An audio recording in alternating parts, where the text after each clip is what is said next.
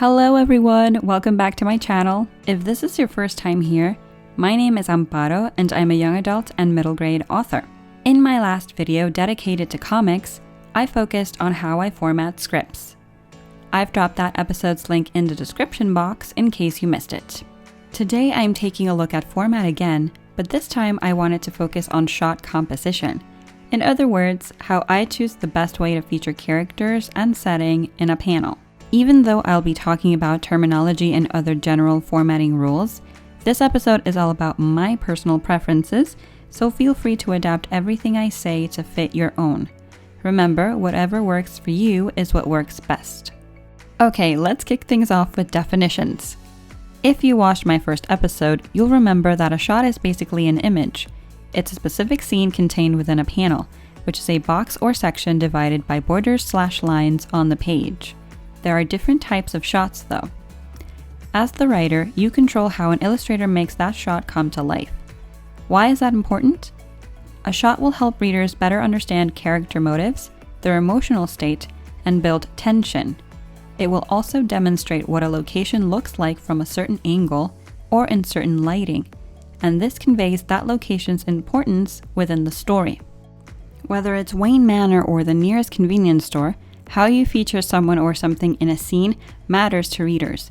That image will stick with them long after they've turned the last page.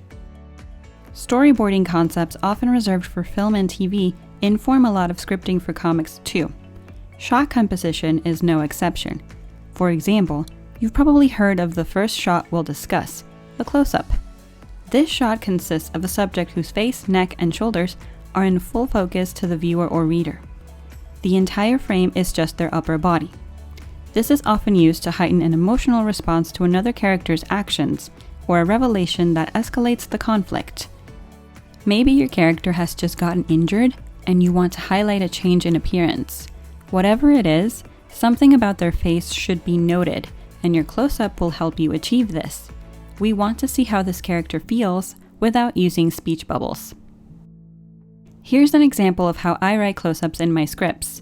I simply let the illustrator know up front that this panel features a close-up, then proceed to give additional details about what the character looks like.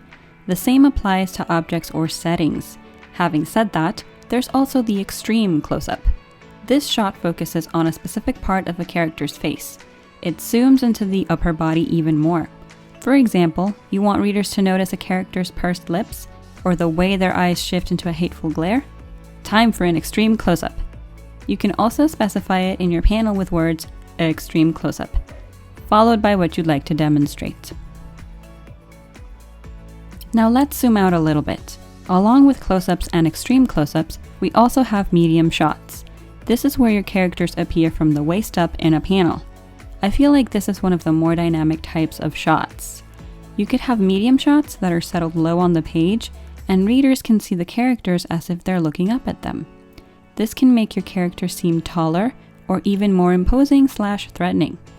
A standard medium shot will simply have characters appear as if the camera is right next to them or in front of them at the exact same angle. When including a medium shot in my scripts, I don't tell the illustrator that it's a medium shot, since this is the most commonly used angle. Also, I prefer to let the illustrator play with angles for most of the graphic novel.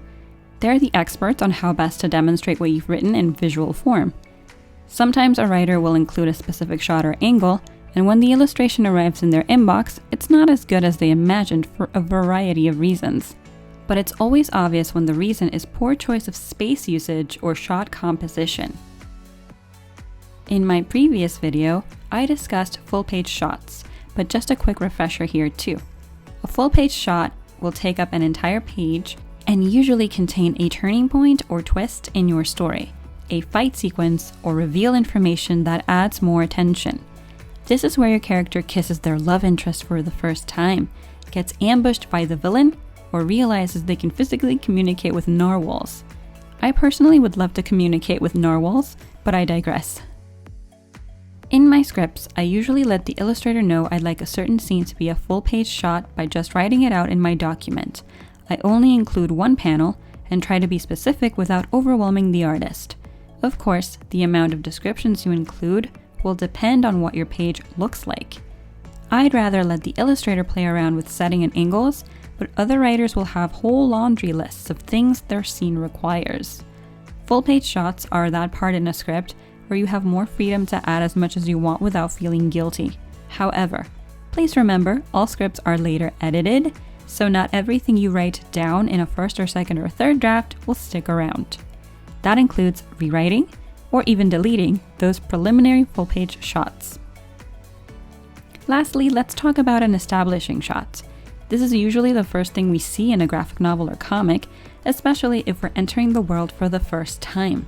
An establishing shot will often focus on setting, and the goal is to show where your character is located or wherever an important event or revelation will take place. It quite literally establishes where we are in the story. Why we're there will become clear to readers in subsequent panels, but for now, they just need to know the specific location we're about to step into. I never write the words establishing shot in my panels because I prefer to dive right into descriptions of the location and its immediate surroundings. The illustrator will usually recognize this as an establishing shot, so no harm done in omitting the words in your script. The key for me is to make sure the establishing shot puts greater emphasis on the exact building, room, or area my characters will be in, rather than the pedestrians crossing the street or the birds flying around. These details help your shot come to life, but they shouldn't distract from what truly matters, which is the physical structure where the action is taking place. Also, your establishing shot helps convey the tone of the scene. For example, if your reader is about to see some scary stuff, the location you've chosen should hint at danger ahead. You can certainly have scary stuff happen in a non-scary setting too, but it's important to remember how locations can also tell our story for us. So that's how I approach shot composition in a graphic novel script. There's so much more terminology when it comes to formatting scripts as a writer, and I hope to discuss them in future episodes. If this video was helpful in any way, don't forget to like, subscribe, and let me know in the comments what other topics I should cover next. Thanks so much for watching. Stay awesome.